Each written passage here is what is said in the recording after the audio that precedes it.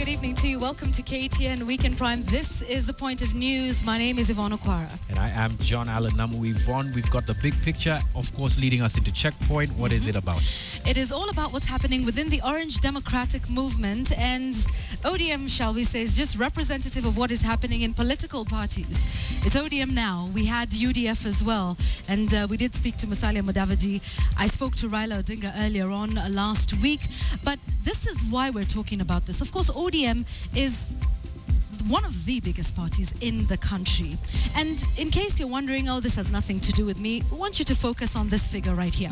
87.4 million shillings of your money as a taxpayer will be going towards funding the Orange Democratic Movement. This is part of that 205 million that's been released by the Exchequer.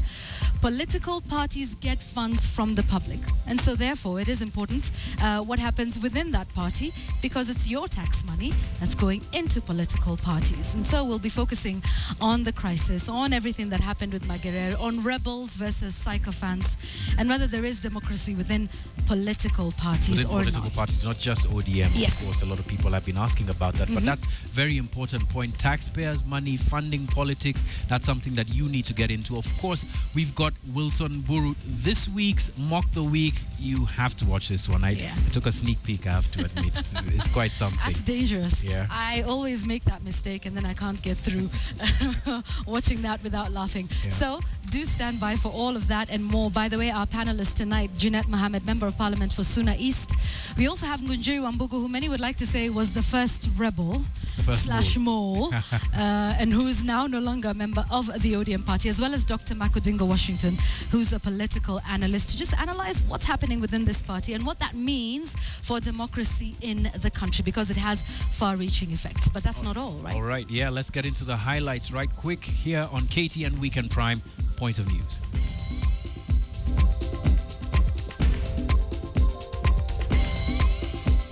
Wakati huu tunasema tutaungana pamoja, pia sisi tuje na mwelekeo wetu.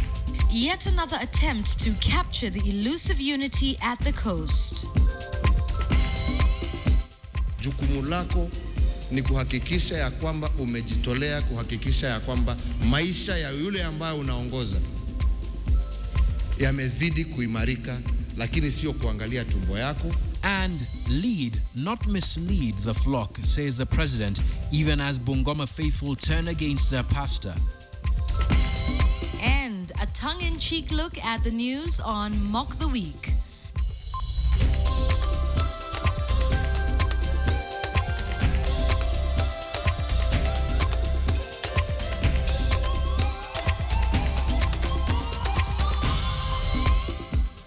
Thank you once again for joining us on KTN Weekend Prime, the point of news. We start with a little bit of politics. Is a coastal political party on the horizon? Although leaders from the region have agreed to front a unified political agenda, they still are divided over forming one political umbrella for all coastal politicians. Tonight, Asham Willow begins our coverage with intrigues from the coastal meeting. The political leadership of the 6 coastal counties found itself under one roof at the close of the consultations. The group emerged with an ambitious list of 15 resolutions. Top on that list was to set up a Coast Leaders Forum and a Commonwealth of Coastal Counties to address the region's socio-economic and political challenges. In addition to setting up a Pwani Investment Bank, they also resolved to support and strengthen the National Land Commission and harness political strength. Tutaunda pia taasisi ambayo itakuwa inalenga sana sana mambo ya kiuchumi na ubunifu ili tuweze kubadilisha maisha ya watu wetu. I think this agenda will be so compelling. You either ride on it or be swept away. Masked behind the official narrative of the day, however, were political intrigues threatening the renewed call for unity. Although the meeting was organized by Kwale Governor Salim Mvurya, insiders claim that Mombasa Governor Hassan Ali Joho was behind the initiative. Kilifi North MP and chairperson of the Coast Parliamentary Group, Gideon Mungaro, was conspicuously missing. His foot soldiers, however, delivered their stance. Tukisema tutatatua matatizo yetu ikiwa tuko vyama tofauti ni urongo. kwa sababu hata hiyo national government, hata wale ambao wako kwenye power, hawatoweza kutusikiza ikiwa sisi hatujaungana. Which is this? Cause political party. You know, is it a party, cause based party because it's been started by King? You know, so for us that is not a main issue. Wale ambao wanafikiria kuwa mkoa wa Pwani utakuwa ni mkoa tu wa kujaza kikapu, wakati huu tunasema tutaungana pamoja, pia sisi tuje na mwelekeo wetu. Political unity begins here. There has to be a purpose. And like I said, even those that are on the other side, for me, some of them are very good friends of mine. And I am sure at some point we'll all be able to pull together. Although most coastal leaders are pushing for a unified front in the region, differences between the various political camps rocked the consultation meeting before it even began, with the call for a common coastal voice having fallen on deaf ears many times before. Only time will tell if this attempt holds the lucky charm. Asha Mwilu, KTN. Away from politics, President Uhuru Kenyatta has cautioned religious and political leaders against using their positions to benefit themselves at the expense of those who gave them the opportunity to lead. The president says leaders should practice servant leadership and not enrich or glorify themselves.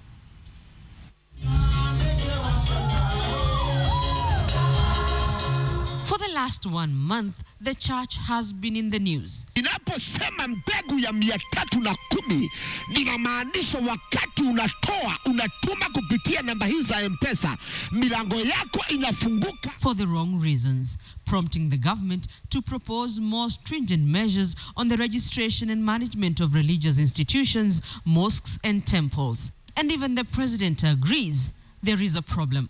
Ni kama tumeteleza kidogo. Na kanisa ikiteleza, hata nchi itateleza. The occasion was the dedication of the PCEA Mukuyu Church in Kiambu County. Uhuru Kenyatta reached out to leaders. Let us get back to the spirit of servant leadership. Be we in the clergy, be we in the political realm, that our primary duty is to serve those who have given us an opportunity to lead. The president had a word of caution for political and religious leaders. Jukumu lako ni kuhakikisha ya kwamba umejitolea kuhakikisha ya kwamba maisha ya yule ambaye unaongoza yamezidi kuimarika, lakini sio kuangalia tumbo yako, sio kuangalia mambo yako, sio kufikiria mambo yako, au kutumia position ile ambaye wananchi na Mungu amekupatia kujitaji, either to enrich yourself or to benefit yourself. The president's sentiments come in the wake of a public debate characterized by shock and rage following an expose by KTN on the activities of Pastor Victor Kanyari, who coached people to offer false testimonies and faked healing and miracles. Rita Tinina, KTN. Still on religion, a church in Bungoma was set ablaze after it was reported that the founder of the church was engaging in dubious practices. While locals claimed the preacher was practicing witchcraft, believers have come out in defense of a man that they say performs miracles. KTN's Wilkista Nyabwa now reports. Sunday morning found believers gathered outside the Mount Zion Church in Bungoma, but the morning service they were here to attend would not take place. The church building was set on fire as the village slept. In the light of day, believers left to take stock of their losses while speculating about the motive of those behind the fire. Villagers say their woes began when the founder of the church, a mysterious man, arrived in the village in July and started his ministry. The preacher is said to have gained popularity for the miracles he reportedly performed. Kweli pasta ana roho. Akikuombea anaona. Ni ile shida hapa inakusababisha anaombea alafu tunaenda kwa maombi tunatoa hiyo vitu. A section of villagers, however, held that the pastor was a rogue preacher. Nilisikia nini vile nilikuja walifungua kanisa nikakuja niliona hii yani hii uko hawakutaka pastor akue hapa. Wanaona anainua watu, anachukua vitu ya watu ya ujawi, hasa kuna wifu fulani. Matters came to a head when the pastor arrived with seats believed to have been stolen. Police who searched the church for evidence of theft found curious objects. Huyu anatoa mitungi na manyoka hiyo. Ile ndio tuko naye hapa. In the face of rumors that the pastor of the church was engaging in witchcraft, local youth are reported to have banded together and set the church on fire. The incident comes just 2 weeks after KTN aired an expose on Victor Kanyari of the Salvation Healing Ministries, a man accused of duping his congregation. Mfuate makanisa zile za zamani zile zinajulikana, itakuwa mzuri kuliko watu wanajitokesha tu leo alafu anasema ati yeye ni wahubiri. The pastor in Bungoma has since gone missing. Wilkista Nyabwa, KTN.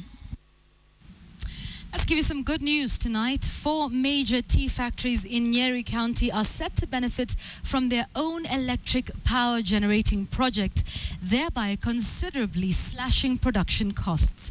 The completion of the Gura hydropower project is welcome news to tea farmers in the region. KTN's Carol Derry brings you the details of this project. From the aesthetic greenery that is the Aberdare forest, lush hills that denote the beauty of the countryside, River Gura meanders through, carrying with it huge volumes of water. In these waters, 4 tea factories now intend to fetch a relief from their production expenses. An ambitious project dubbed the Gura Hydro Project is expected to generate 5 megawatts of electricity to be shared by Iriaini Tea Factory, Gaduthi Tea Factory, Chinga Tea Factory and Gitugi Tea Factory. Electricity is the largest single expense incurred by the tea factories. According to KTDA's client engineer Alfred Gogo, energy usage will be reduced by a whopping 60%. Next year March we'll be having our power. And this power may hit our factories by April. Gogo estimates that the entire cost of the hydro project will be to the tune of $16 million, just about 1.4 billion shillings. Tunaonelea kama kampuni inaweza pata stima yao badala ya kwenda kulipa kwa KPL, na KPL inapotea, sisi tutafaidika. Gura Hydro Project will significantly lower the production costs, which means more money in the farmers' pockets. It has not been without its challenges though. 2 kilometers of the project are in forest land, but 7 of the 9 stretch across people's farms, and getting farmers to agree to compensation in exchange of the said land has not been easy. But even as the power project gets underway, farmers have been challenged to diversify to other brands of tea, such as the Orthodox tea and purple tea, if they are to fetch better prices in the international market. If, for example, we decrease the current supply by 5%,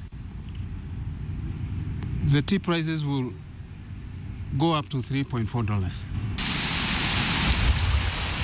The completion of the Gura project is expected to bring good tidings to the farmers, who will hopefully smile all the way to the bank.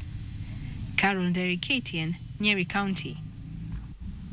Really good story then. On with another interesting story. Now, you may enjoy the benefits of accessing an ATM whenever you need one. Well, this convenience here is a luxury to most people in Mogadishu.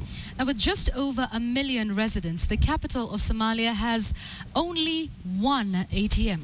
Yes, just one. And KTN's Mohammed Mahmoud tells us all about it. Welcome to Aden Adde International Airport in Mogadishu, the capital of Somalia.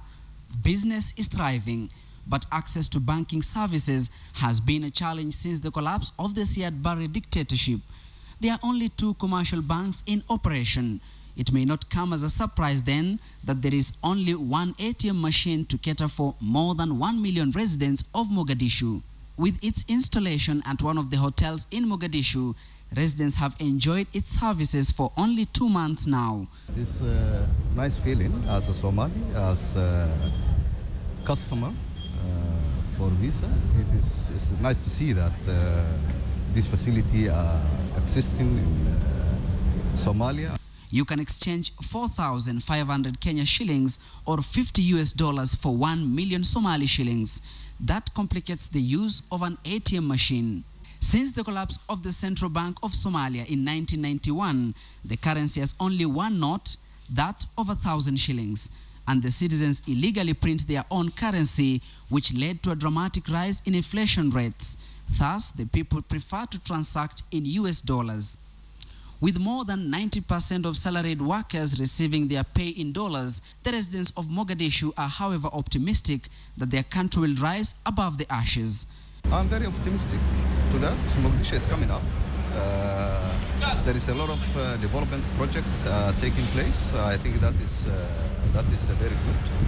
Somalia has its work cut out, especially in combating insecurity in order to provide a conducive environment for development. As the country tries to recover from 23 years of civil war, the installation of this first ATM machine in the capital of this country will help ease banking transactions. Mohammed Mahmoud, KTN, in Mogadishu, Somalia. All right, and that discussion coming up on Checkpoint, you can see that huge orange there, signifying that we will be talking about ODM, but within the context of internal party democracy. The feedback's already coming, but keep your feedback as well for the discussion here, what our panelists have to say. Yvonne, you've got a very interesting discussion up ahead, don't you? Very interesting. What is happening in political parties? I mean, let's face it, ODM is a big party. And, you know, we're talking about democracy in the country. We're talking about the role that political parties play. And let's not forget that, you know, ODM has 96 seats in the National Assembly, 17 in the Senate. So this is a big voice, and whatever's happening there should be of interest. And 96 seats would make it the biggest political party, That's not right. coalition, Not right? coalition. They do have more members in the National Assembly than TNA, but as a coalition, Jubilee obviously has more numbers. But it's interesting to just focus on all of this sycophancy versus loyalty, dissent versus being a rebel, and indeed, you know, what's happening not just in ODM, like we say, but, you know, that's what's in focus right now. All right, that's coming up right after the break. On the Point of News, KTN Weekend Prime continues shortly. Stay with us. Just ahead, the crisis within the Orange Democratic Party on Checkpoint. You are watching KTN Weekend Prime.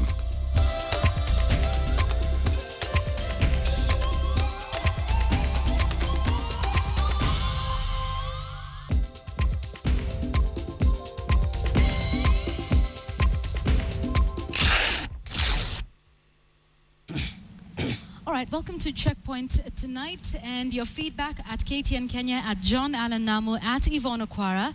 The hashtag to use is Checkpoint. On SMS, it's 22155. We're talking about what's happening within the Orange Democratic Movement. And what are your thoughts on that? Is there democracy within ODM?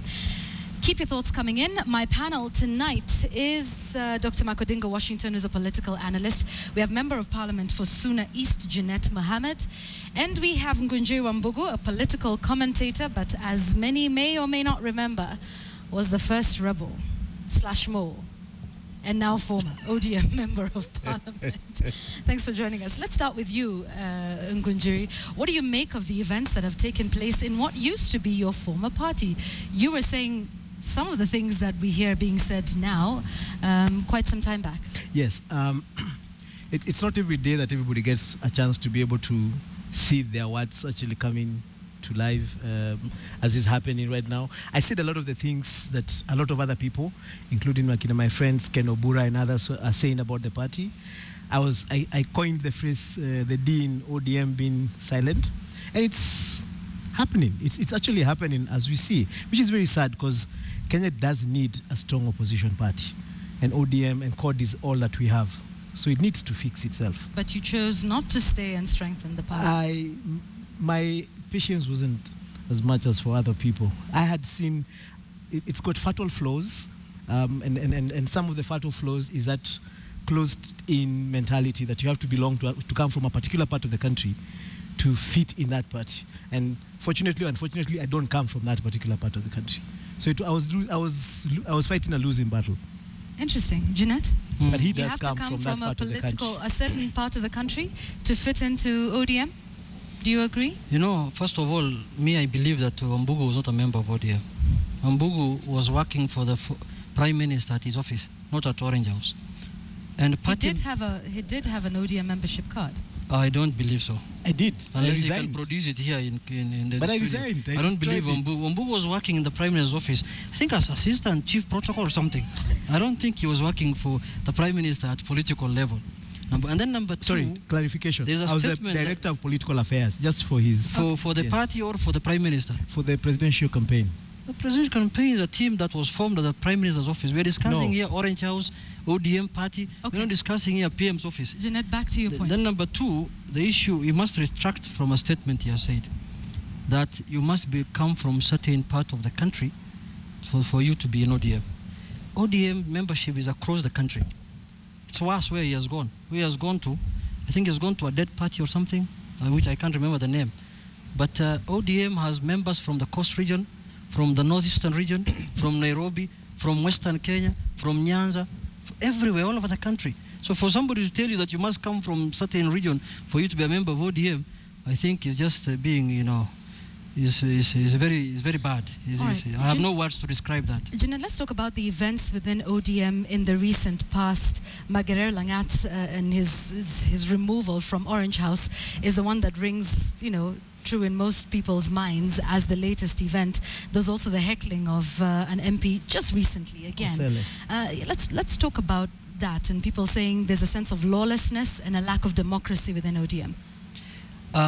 First and foremost, I must say that I condemn to the way Magarer was removed from the office and the way he was thrown out of the meeting. It was very bad. It was by all means and intent should not have happened that way, because he was an employee of the party. There are mechanisms of removing him from the office. And but having said that, people are normally sometimes carried by emotions. People get tired of the way somebody operates, the way somebody runs the office. So we must say that it was done in a very bad way, but also we cannot erase the problems that Magarer as an individual was inflicting on that party. Tell us about those problems. I can say that he is the head of that secretariat, I think for 1.5 years now. And as far as I'm concerned, as a strong member of that party, I believe that secretariat is as good as closed. There is nothing going on there. And even the botched elections you saw in Kasarani, the secretariat played a big role. And do you believe then he was responsible for the botched elections in February? Exactly. He was the boss of the secretariat. There were people who came there as men in black. He was the one in charge of the arena. He was the one in charge of the delegates list. He was in charge of the whole process of conducting those elections. He should have informed us how did those boys found themselves into the arena, because he was the one who had the money to get security for the arena and make sure that that place is as secure as possible. So he failed in all those things. There are no programs coming up from that Orange House. There is parliamentary party and party outside parliament. It is better what we are doing in parliament. Outside parliament, other than the party leader and others who are doing their bit at the secretariat level, I can, without fear of contradiction, say is as good as dead.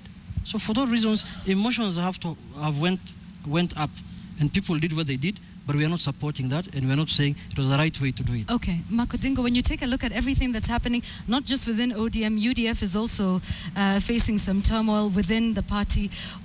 What do you make of all of this happening within political parties in the country? Thank you, Yvonne. I think, first of all, we are assuming there are political parties in Kenya. Yeah. What do you mean by that? ODM is not a political party. ODM is a gathering of people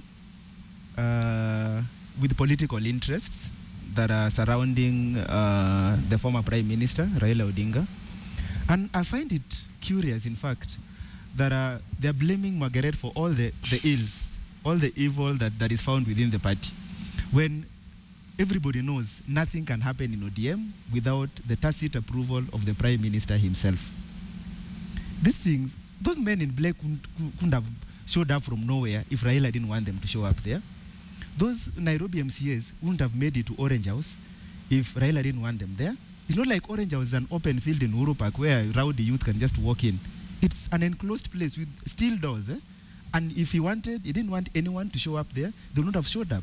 And even if you're watching media, social media, if you are monitoring social media, 2-3 hours before Yeah, certain people who have tendencies of defending, the party had already said that in fact they suspect Margaret is going to have problems 3 hours before. Yeah, and we saw it. So they knew this was going to happen. They knew Kasarani was going to happen. In fact, it so conveniently happened that the men in black walked in just as the top party leadership had gone out to supposedly have lunch. It's nonsense. I think this is nonsense. ODM needs, and a lot of these parties need to come up and tell us the truth. The problem in ODM is not Magarer, it's not CG who, it's not the deputy director of elections. The problem in ODM is the prime minister himself. We have seen this now, we've seen this for a very long time. We saw it from way back in 2008, yeah, when they went for those elections that essentially split the party. So if you asked me, ODM actually started dying a very slow but painful death in 2008 after that Bomas conference where they had elections, where the deputy president wasn't happy with the happenings of there. Look at it. In 2007, ODM had the who is who in this country. The hexagon that was, called Pentagon. Pentagon, yes. By 2013, everyone had left, leaving the party leader to cobble an emergency alliance, so to speak. Now, they're kicking people out. I mean, they're saying, if you're not with us, you are with them. Who is them? Let's ask you that, Jeanette. It's good to talk about something out of knowledge. It's very dangerous to talk something out of ignorance. Because when somebody tells you that it is those people came there because the prime minister knew about them, it's a big lie. Those are members of those are MCS from the Nairobi County government. Those are members of ODM. They have access to Orange House like any other person. They are part of the leadership of this country, they are MCS. Nobody can lock them out from going inside the Orange House. So this issue, we are tired of this issue of, bringing everything, the prime minister, when you yourself, you don't know what is going on inside ODM. So it is better you ask what's happening in ODM than somebody who's just sitting in his office and assumes that this must be the prime minister doing it. So it is denting the character of someone and, image and character assassination. Unfortunately, now let me, you had your time, just a minute. The issue of saying you are either with us or with them, it means this country, people shed blood, people fought for multi-party democracy, Yvonne. It didn't come by choice. It didn't come by chance. It was not a gift from Kanu government. Now, when we have parties and you want to destroy multi-party politics by saying that, nobody was invited to contest on ODM ticket in any constituency. People came themselves. I went to Orange House to contest on ODM ticket. Now, when you come here to Nairobi, you come and say, now I'm no longer an ODM member. What that meant was that if you want to work with the Jubilee coalition, go and join them. It didn't mean any tribal. It didn't mean any other, the way he's putting it. It meant that if you feel that Jubilee is a good coalition that is moving things forward, resign from ODM, go and contest in your constituency and work with them. Much like that's what I mean. did. Yeah, and that is how democracy is done in the world. Okay. Yeah, this buying of people on the street is not good. No, there's a conflict, and I would like to talk about two key points. One, it is we need to demystify this thing of assuming that Raila is a good person and everybody else around him is bad, because that's what Junet is suggesting, that he's okay, but he's got goons hanging around him. That I don't buy anymore. I used to believe it. On that? You cannot be the only bad person in a group of, you can't be the only good person in a group of bad people. There must be something that we are not seeing, because you cannot have men in black disrupting the elections in the presence of Raila, then have Margaret ejected. You see, Junet is blaming Margaret for men in black. So who ejected him? I mean, if he was the one in charge of using men in black in February, not men in black. Those people were throwing stones at him. Yeah, those YMCAs. Yeah. My goodness, you guys have a lot of problems. However, it's on record. The second point I would like to make is Raila has, at different times of his political career, cooperated with Kanu. He has at different times of his career moved into NDP, gotten into NAC, moved into. It was okay when he was doing it, but he doesn't want anybody else to do it. You see, and then Junet says they're not chasing anybody from the party. In Nairobi, they've chased Kidero. In Western, they've chased Ababu. In Coast, they've chased Mungaro. So who is, except Nyanza, who haven't you chased? All right, I'd like us to. Let me respond to that only for 1 minute. Margaret, they've chased him from what I'm seeing here with my friends, they are so much preoccupied with one person called Raila Odinga. I want to tell you, we are discussing here a political party called Orange Democratic Movement. Raila is the party leader at the moment. Tomorrow we are going to have another party leader. This party is bigger than an individual. So when you say it is because of Raila, somebody was caned. Even himself, he was caned in Kwale. Why didn't we blame somebody? Or maybe Jubilee or something. Now, let us not conceptualize and put everything into one person. We are discussing an Orange Party which has 96 members of parliament, unlike TNA and URP, which I consider to me as village parties, because I have not seen them elsewhere out of their village cocoons. Junet has a point, yeah, on one hand, he has a point that party requires discipline, that parties require positions to be taken and to be adhered to. The law, in fact, demands it. Yeah. So to that extent, the party organs would be right to actually take action against members who show open dalliance with the other side. Okay. There are several problems with that scenario. One, the ODM constitution requires its top decision-making organs to be able to make that decision, to declare someone else on the other side. ODM does not have a top decision-making organ at this moment. It doesn't have any officials, in fact. Yeah, the elections were botched, and the previous office had left office. So the Prime Minister does not have the authority in the party constitution to declare someone an NAP commandant. I'd like you to hold that thought for just one moment, because we have a clip where I spoke to Raila earlier last week and asked him particularly about Gideon Mungaro, and I believe that is the second clip that we've got for you. I asked him about Gideon Mungaro and his removal as party chief whip. Listen to what he had to say. That was because of his incompetence. The chief whip actually failed to perform his job as a whipping members. See, meaning that members ought to know what is coming before the House, what is the position of the movement on this bill which is coming, on this motion which is coming. Should we vote yes? Should we vote no? Who is going to prepare for this debate? Who's going to second it? And so on and so forth. That's the work of it. So the action against him was not because of his apparent lack of support for the referendum? Not at all. He was not even against the referendum at that time. Okay, so that's what he had to say. Jeanette, you want to respond? We'll come to you. Let me add something to what my brother said. First, ODM has organs, and I attend some of the organs. Number one, when the elections didn't take place, officials change when you take changes to registrar of political parties. That you say, today so-and-so has resigned, now we have replaced him with Mark Odinga. But if no elections took place, the same officials continue until another election is conducted. So first we have officials of our party. Our party is not officialless, the way he's trying to put it. And it has organs that still run. NEC meets every time, parliamentary group meets all the time, and the National Governing Council is meeting on 28th of this month, so that we can discuss on how we can conduct another election. National Delegates Conference. The issue of Mungaro, the way the Prime Minister said is very true. Mungaro was never removed at Orange House. Mungaro was removed in a parliamentary group meeting at Boma Hotel, consisting of members of ODM, members of Ford Kenya, and members of the Wiper Party. A parliamentary group meeting, and as a resolution was passed, and majority decided that Mungaro should give way to another person because our business in parliament was dying. So this issue of bringing everything to ODM, at least me I can say we tried to conduct an election. I want them to tell me which party has tried.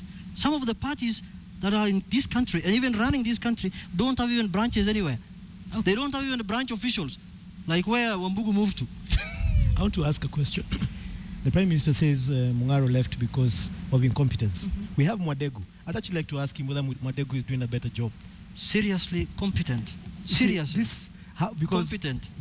Because the idea was to mobilize but CORD still doesn't have unanimous positions even in Parliament, even state. Because you still have, then if you did, you would not be having people you are saying and not following, not towing the party line. No, you see, the people, you know, what's the problem we're having in this country? Let me explain to you as a politician. This country is going back to where Kanu is. When the president visits your area, like when he comes to my place in Migori, I go and appear before him, I tell him, Your Excellency, now I'm no longer an ODM member. I have defected to your party so that I can get Maendeleo in my area. We are 10 years of President Kibaki. Have you ever had Kibaki visiting somewhere and members of parliament tell him, now we are ready to work with you? No. He was building roads. He was doing hospitals. He was doing Maji, water. And no member of parliament from another party came out and say, now I want to work with you. Okay. Number two, Jubilee has the numbers already.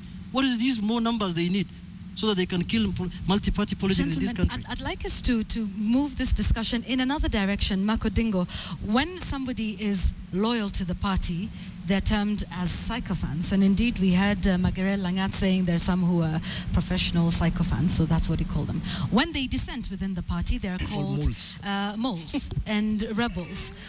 What does this say about our ability to be able to tolerate different views? Do you believe, for example, Jeanette is a sycophant? Let me say this about Jeanette. There are a lot of people in Migori, for example, who would swear that Jeanette is a beneficiary of a faulty ODM nomination process. Some will even swear a fraudulent nomination process. And a lot of them will even swear that, in fact, he owes his seat to Raila Odinga. So I have no problem with Jeanette defending Raila with his life. Let me answer that. No. Before you go far, let me answer you. Let me tell him something. My friend, my politics didn't start with being a member of parliament. I was a councillor in the year 2003 up to 2007.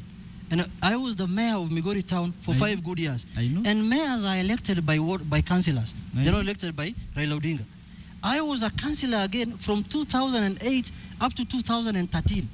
And now I've become a member of parliament. I am in the politics of Migori for 15 good years, my friend. Okay. May I finish my statement? I'm not a small timer the way you're thinking. May I finish my statement? You're mistaken. May I finish my statement? So I don't blame him, for defending his party leader. Rightfully so. However, I think there is a thin line, according to our parties, there is a thin line between loyalty and sycophancy. Loyalty, for me, would be a party has a strong, solid party position, that has been a decision for which has been made by the top party organs, that they are fronting, and you are deliberately going against that decision. Now, your party could take a position that you don't agree with. As long as you don't actively campaign against it, you should not be branded disloyal. However, in ODM, if the party says we are going to Okoa, Kenya, and you don't appear for 2 rallies, even if you disagree with it fundamentally, you don't have avenues for airing those views. Now, of course, there are those people who also would genuinely express their support for the party leader. And a lot of us will look at them and say, they are being sycophants. For me, I think we need to draw the line between where party loyalty ends and where sycophancy begins. Okay, and likewise, vice versa, do you believe Nkunjiri was a mole? I asked you if you thought he was a sycophant. Do you think he was a mole? I don't even understand what this mole means. Essentially, what a mole means. He was under the payroll of Jubilee. Listen, Yvonne, Makodingo has problems with sycophants. He has no problem with the moles. So that tells you where he's coming from. Let me explain something. Let me explain. There's no problem with moles. This is my problem with the idea of a mole. The idea of a mole presupposes that there are certain secrets within the party that can actually be stolen and taken to the other side. Well, he was working very... So what do you steal? I mean, as a so mole, you believe there are no moles in ODM? Let me steal what and take where? I'll tell you what they want. First and foremost, let me explain something. And this is what I find the most ironic when I'm called a mole. Wafula Buke and Rosemary Kariuki, the 2 people who were actually my assistants, my immediate assistants in the campaign. So if I had been a mole, they would have known. They would have, this is information that would have come out, and they would not be in the positions they have in the party today.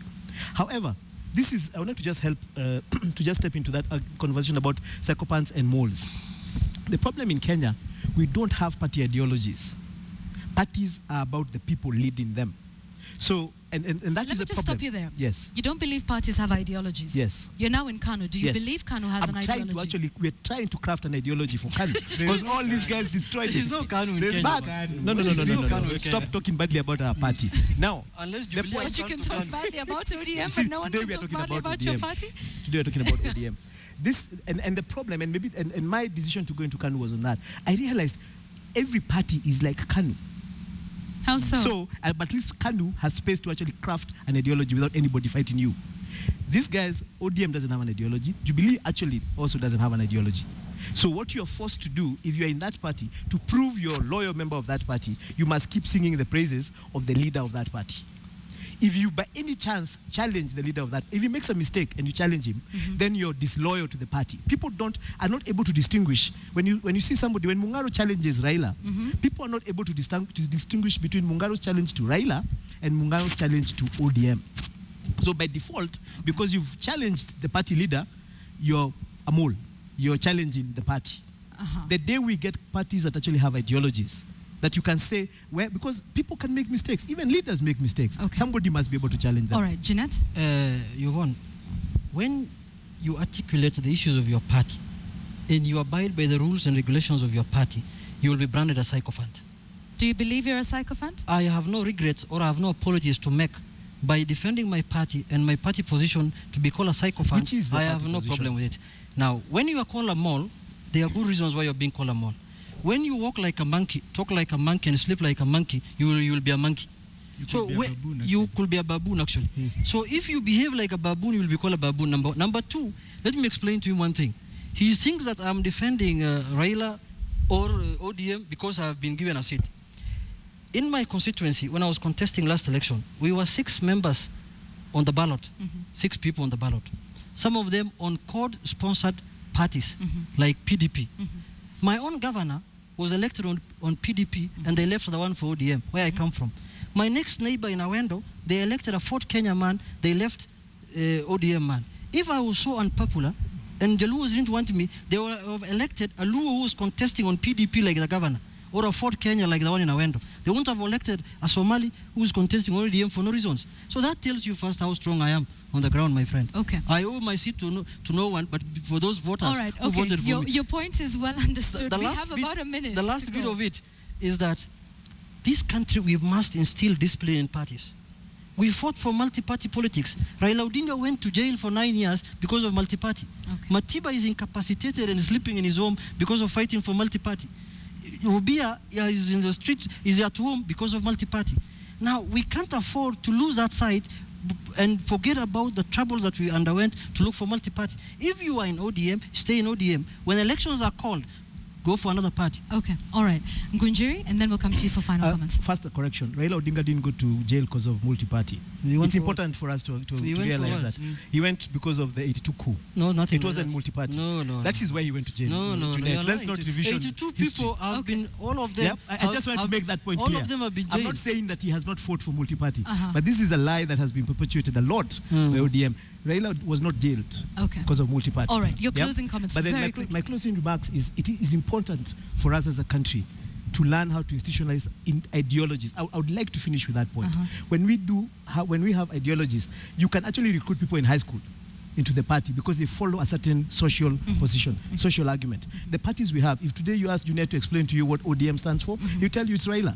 And that is a problem we have. Okay. And hopefully you'll have better luck with what you're saying. I'm working on mine. Makodingo, just finally, this is not the only party that's going through issues. On Checkpoint, I've hosted Kabando Akabando as well as Alfred Keter to talk about what was happening within the Jubilee Coalition. I've spoken here with Musalia Mudavadi, also with Raila Odinga. What are your comments on political parties and which way we should head in terms of just opening up the democratic space? First of all, I think it's important to note that political parties are funded by taxpayers. That's right. So, like every taxpayer, I have a right to question any political party that gets public funds. That will be ODM, the CORD parties, and URP and TNA. The rest do not, as far, receive money. So, we can save them the flag. But any Kenyan has a right to question how ODM conducts affairs because we fund the party. They're taking our money. We deserve to know. However, I think all of these parties, all these coalitions are facing their own problems. They're trying to find themselves. In fact, I won't be surprised if in 2017 we have a totally new crop of parties and alliances. Probably it will be called the Jubilee Amani or Amani Code. In fact, I won't even take it beyond Raila to be Uru's running mate in 2017. It's a possibility. Because in Kenya, it is not about ideology. If anything, they are all social democratic parties, by the way. All of them. Yeah, they all want to solve water problems and, basic human problems. So they are all based on a similar ideology. It just differs on who it is that is fronting that particular ideology. Okay. I would hope that our parties will put more emphasis on strengthening the party structures, on strengthening their membership, and on strengthening accountability to the Kenyans who are funding them. Hopefully, moving forward towards 2017, we will divorce ourselves from individuals and be able to say that this political party stands for something, and I can stand and support that party. Okay, all right, thank you. And we wind up on that because let me have a word for 1 minute. 1 minute. Let me have a word for 1 minute. 30 seconds. 30 seconds. First, I want to tell my friend Makodingo, there is no political party that is not headed by an individual. ODM is headed by Raila Odinga, URP by William Ruto, and TNF by His Excellency the President Uhuru Kenyatta. Number two, I know he's coming from the culture of last election where TNA was done in 3 months and ended up going to the presidential elections. We don't want that culture in this country. We want to have parties that will live the test of time, like ODM. Indeed. But you're killing it. We have to leave it at that, gentlemen. Thank you so much, Makodingo Washington, Member of Parliament, Junet Mohammed, and Gunjiri Wambugu. And like you said, you do have a right to know what's happening within political parties. 87.4 million shillings of your money is going to ODM. And indeed, TNA and URP are also getting a share of that 205 million shillings that's coming from the exchequer, indeed from your pocket. What are your thoughts on this? Keep your comments coming in. The hashtag we're using is Checkpoint. We'll be getting into your feedback in just a moment. But after all of this, the question we always ask is, what is the point?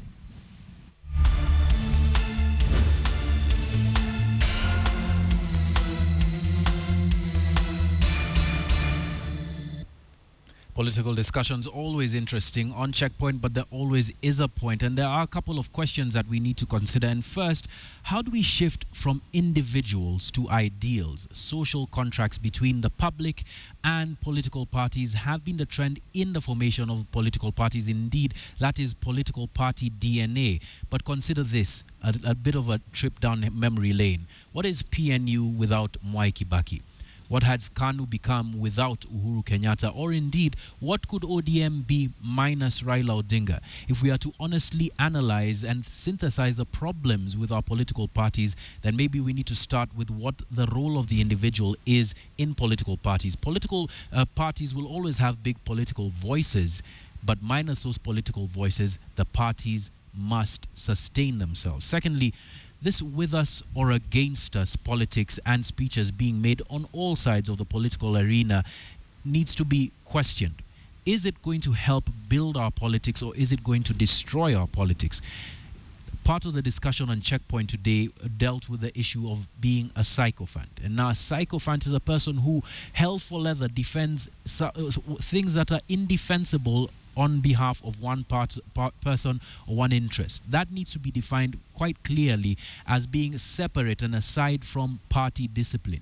If we're going to be able to move forward in this debate, then those two need to be separated. And finally, what is the duty of political parties to Kenyans? As Yvonne quite rightly mentioned, the Political Parties Act has strengthened political parties through your money, taxpayers' money, and therefore they have a direct responsibility to act appropriately and build internal structures for the longevity of political parties. And the role of the opposition, of course, cannot be understated. The role of the opposition is important in building any democracy. If because of political wrangles, out of there being a weakness in political parties, forms weak political parties in the opposition, then the role of the parties in government may be all that more important in analyzing with regard to excesses, because there won't be anybody else to check them. And that is the point.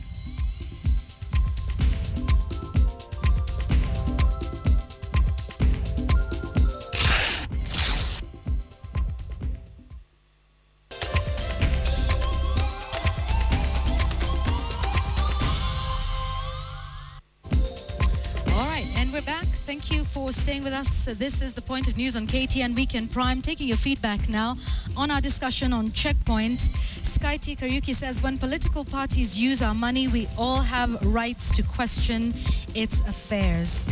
Interesting point that he raises. Remember what happened during the nominations and all the violence that we saw across the country. That, of course, was prior to the kicking in of the Political Parties Act. But now that they are responsible to us, shouldn't we have a voice, or rather, shouldn't Kenyans have a voice in how internal democracy is conducted, and especially a bigger voice?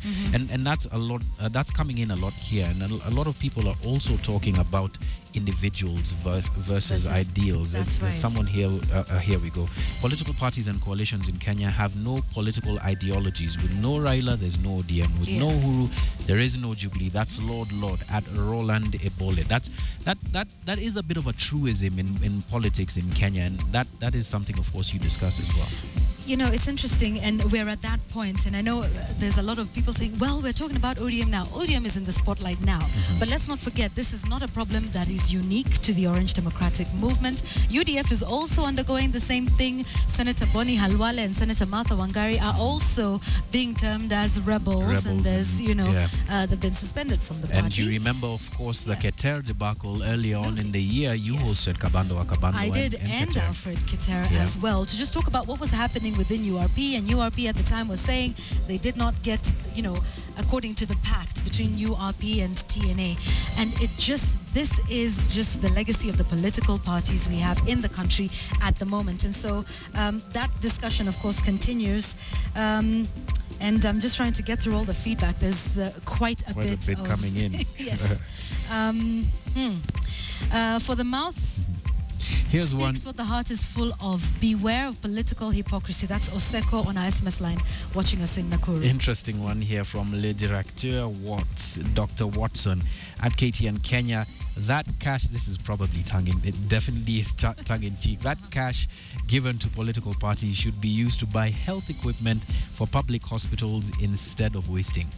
Ahmed Mohammed, and I believe is the chair of the Isli Business Association, says 205 million shillings for political parties, and our loyal security officers are on paltry salaries. It's not fair. So there you go, and this is why we were having this discussion tonight. So keep your feedback coming in. The hashtag is Checkpoint, and on our SMS feed as well, 22155. Would love to know what you think about not just what's happening within ODM, but within the other parties within as well. all political parties in Kenya. Of course, that discussion right after the discussion we had on Checkpoint, but you can keep contributing. After the break, we will sample some more of your feedback, but we've got sports. Remember, the CAS Marathon concluded today, and there's also a lot of sporting events that we didn't talk about even yesterday. The Uganda Cranes' famous win versus the Black Stars. That was quite something to watch. I mean, it happened yesterday, but Ugandans are celebrated into the night. All right, all of that after the break.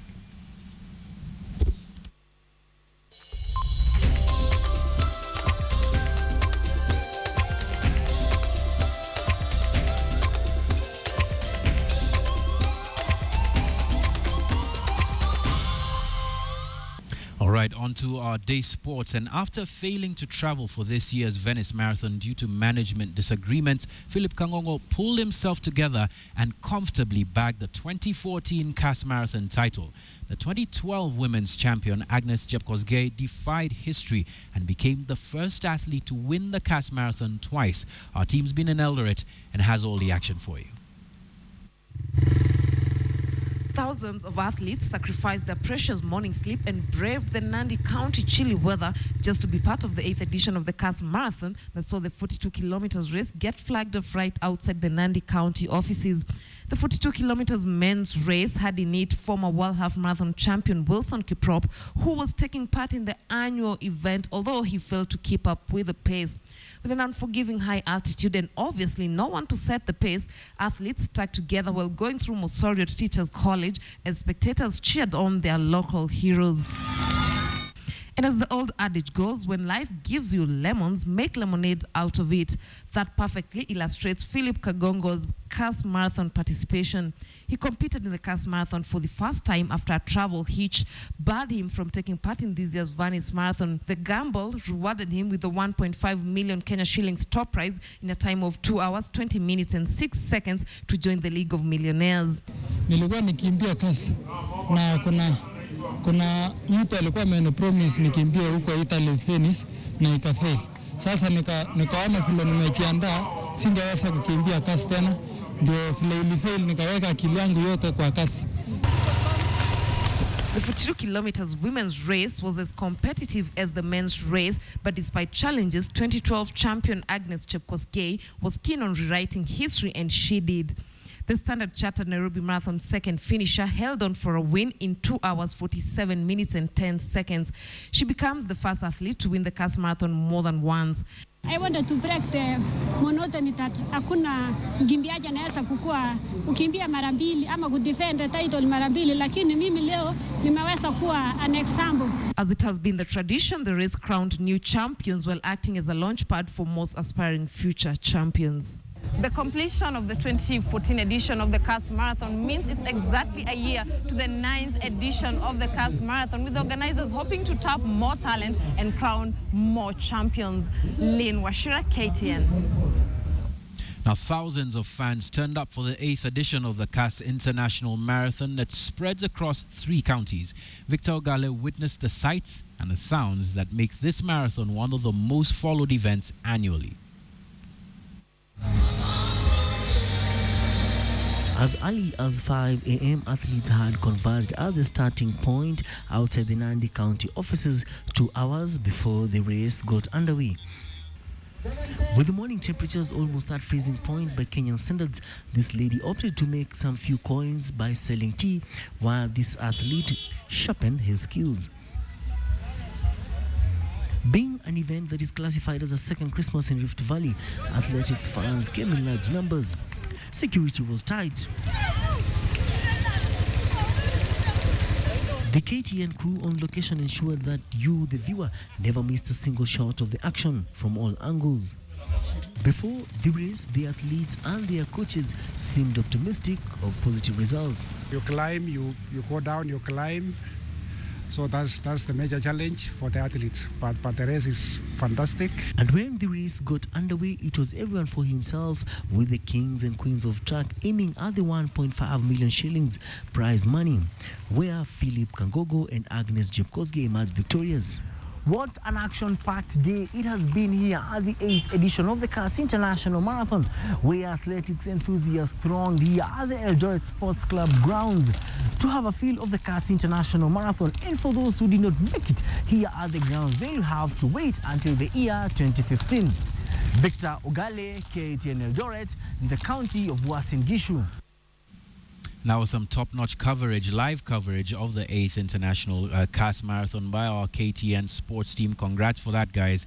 Celebrate this evening. Now, nominees for the 5 categories of the 2014 Kenya Premier League have been made public. The nominees were selected by the 16 Kenya Premier League coaches, and winners will be announced at the annual league gala event. Here are the nominees of the various categories.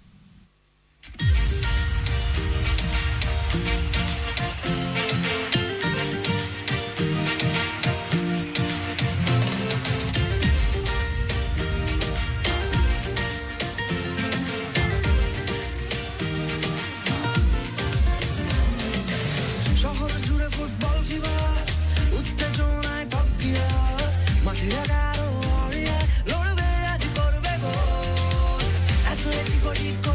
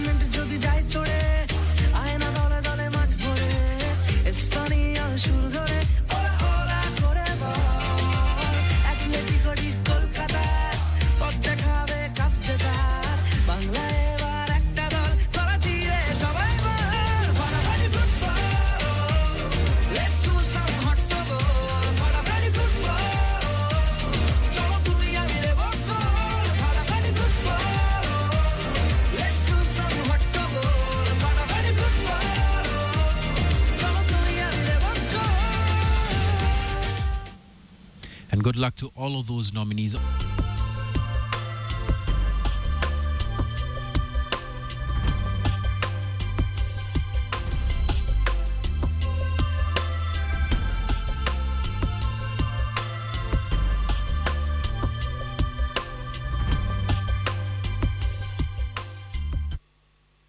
Morteen Doom. A peaceful night is a Morteen Doom night. Now at a reduced price of only 299 shillings for a limited period.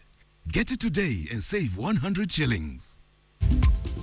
All right, before we wind up, an apology from us. Mock the Week will not be airing today owing to a technical difficulty that we experienced with that clip, but it will be airing tomorrow on Morning Express. So Mock the Week fans, please look forward for that, and we do sincerely apologize for that. Right, let's get into the feedback of our discussion tonight. ODM and political parties in the country. Edwin, I can't pronounce his second name. You say there's a political shift going on in ODM like any other democratic party. ODM is still the party to watch. All right, but maybe there's hope. This is from Dennis Etumbi. Maybe they have been designing program and support systems. Maybe. I'm sure he's referring to political parties. We also have another one from Dennis Etumbi. As it stands today, we do not have inspirational political parties in Kenya. No programs or interaction from them. Does that count the party that you are representing in government? Indeed, good question. Peter Bolimo says Jubilee had warned its members to either be in government or in opposition. Wasn't that dictatorial as well? And Fred Otieno says, how far can we stretch our desire for pure ideology based on parties in the case of post-independent African political parties? Okay. All right. That's interesting, man. No, but Simeo says ODM is the biggest and national party. That is what you say. So well, in terms of seats in the National Assembly, he does have a point. That's right. But the Jubilee coalition does have a super majority. So if you think about it in real politic terms, that might not necessarily be true. Tom Boyer says we need to build political institutions that espouse clear objectives, not the personality cults that currently exist in Kenya. And that's a running theme. It seems with Makodingo as well as Ngunjiri, of course, Jeanette not agreeing to the extent of his own political party, but it's rather obvious, Yvonne, that individuals really run political parties like a person would run a vehicle. Indeed, and here's something interesting also about the feedback that's coming in, and that's why you have to sift through everything. And I must say that it's certain people calling this party names and other people calling another party names. It becomes very difficult to sift through all of that. And I guess that's, perhaps democracy, but then there's also that aspect that sometimes it just gets downright nasty. But I guess a question maybe that people should ask themselves is, where does this divisiveness come from? Is it an example learned from political leaders, or is it intrinsic? Is it something that we as Kenyans just like to be contrarian about for whatever reason? Interesting question, because those political leaders are taken from the general populace, so they don't fall from the sky. They are representative. The orange doesn't fall far from the tree, as they would say. Pun intended. All right, that's it for us here at KTN Weekend Prime. Thank you so much for watching our show tonight and for your comment and your feedback. That's always welcome. My name is Yvonne Okwara. Have a great week and a good night. I am John Allen Namu. Remember to follow us, KTN, the Points of News, every weekend on KTN Weekend Prime. Good night.